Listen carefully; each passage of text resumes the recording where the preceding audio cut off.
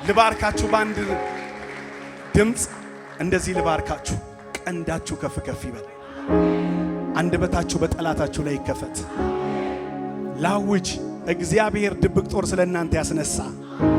የሰማይ ዓለም ስለናንተ መስራት ይጀምር። ምድራችሁ እያንዳንዱ የቆማችሁበት ስፍራ የሚቀጥለው ምዕራፋችሁ አንድ በረከት አሜን ለሚል ሰው ላውጅ ነው በጌታ በኢየሱስ ስም።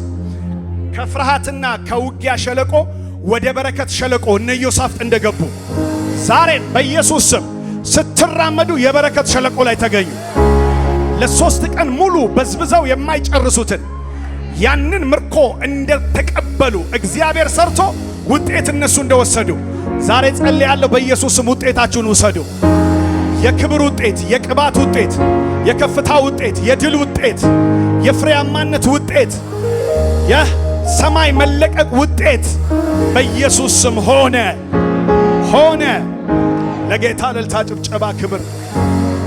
ዋው!